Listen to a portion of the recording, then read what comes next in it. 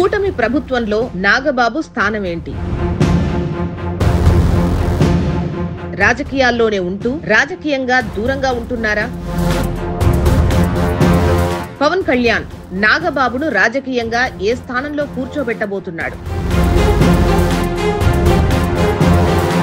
Mega brother Janasena రాష్ట్ర ప్రధాన కార్యదర్శి అయిన కొణిదెల నాగబాబు రాజకీయం ఎలా సాగుతోందన్నదే చర్చ ఇప్పుడు.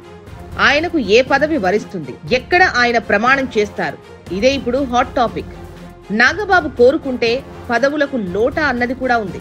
అయితే నాగబాబుకు ఈ పదవుల విషయంలో ఏదో తెలియని దోబూచులాట కూడా సాగుతోంది. అందుకే ఇంతటి చర్చ. నాగబాబు నిజానికి ఈ పాటికి అనకాపల్లి నుంచి లోక్సభకు సభ్యుడై తీరాలి. ఆయన దానికి తగినట్టుగా గత ఏడాది అన్నీ చూసుకొని ఏకంగా ఆఫీస్ కూడా ప్రారంభించుకునే సన్నాహాలు చేసుకున్న వేళ సడన్ గా పొలిటికల్ మూవ్ అన్నది జరిగింది. అలా ఆ సీటు బీజేపీ ఖాతాలో సీఎం రమేష్ కు వెళ్లిపోయింది. దాంతో నాగబాబు ఇంతటి కూటమి ప్రభంజనంలో కూడా ఏ పదవి అందుకోలేకపోయారు అని అంటారు. ఇక కూటమి ప్రభుత్వం ఏపీలో ఏర్పడి 8 నెలలు గడిచాయి. కేంద్రంలో కూడా ఎన్డీఏ ప్రభుత్వం ఉంది. దాంతో పాటు ఎమ్మెల్సీ పదవులు, రాజ్యసభ ఎంపీ పదవులు ఇటీవల భర్తీ అయ్యాయి. కానీ నాగబాబుకు ఛాన్స్ అయితే దక్కలేదు. ఈ నేపథ్యంలో ఆయన ఏకంగా రాష్ట్ర మంత్రివర్గంలో తీసుకుంటున్నట్లుగా స్వయంగా కూటమి ప్రభుత్వ పెద్దలు చంద్రబాబు ఒక స్టేట్మెంట్ ఇచ్చారు. దీంతో మినిస్టర్ నాగబాబు అని అంతా అనుకున్నారు. ఇది జరిగి నెలలు గడుస్తున్నా ఆ దిశగా ఏమీ జరగలేదు. అయితే మార్చిలో ఖాళీ అయ్యే ఎమ్మెల్సీ పదవుల్లో ఒకటి నాగబాబుకిచ్చి చట్టసభలో అడుగు పెట్టించి ఆ మీదట మంత్రిగా చేస్తారనే వార్తలొచ్చాయి. దాంతో మరికొంత వెయిటింగ్ తప్పదని మెగా అభిమానులు అనుకుంటున్న వేళ సడన్ గా మరో రాజకీయ కుదుపు. విజయసాయిరెడ్డి రాజ్యసభ సీటుకు రాజీనామా చేయడంతో ఒక ఖాళీ అనూహ్యంగా వచ్చింది. దాంతో ఈ సీటు విషయంలో నాగబాబు మొగ్గు చూపుతారని ప్రచారం సాగింది. ఇక దానికి చంద్రబాబు, పవన్ కూడా ఓకే చెప్పారు అని అంటున్నారు. ఎందుకంటే నాగబాబుకు మంత్రివర్గంలో చోటు కంటే జాతీయ రాజకీయాల్లో ఆయనను ఉంచడం ద్వారా పార్టీకి మేలు అని పవన్ తలుస్తున్నారు అని అంటున్నారు. ఇక జనసేనకు ఇప్పటిదాకా రాజ్యసభ కోటాలో సీటు ఇవ్వలేదు.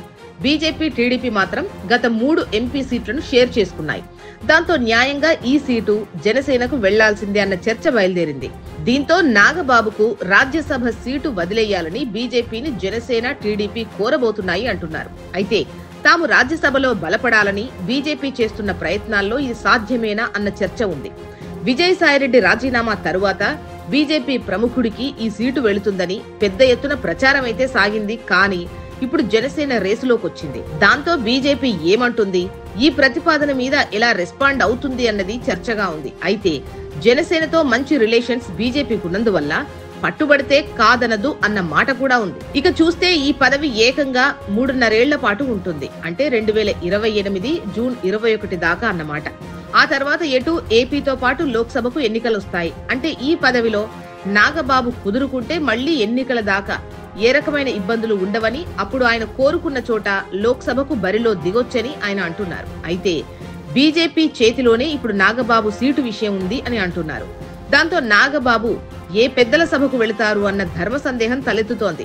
ఆయన ఎమ్మెల్సీగా ఇక్కడ ఉంటారా, అలా పదవి తీసుకొని రాష్ట్ర మంత్రి అవుతారా, లేక రాజ్యసభకు నెగ్గి కేంద్రంలో మంత్రి అవుతారా అన్నది బిగ్ డిబేట్ పాయింట్ గా ఏపీ రాజకీయాల్లో ఉంది. చూడాలి మరి ఏం జరుగుతుందో. So wait and see.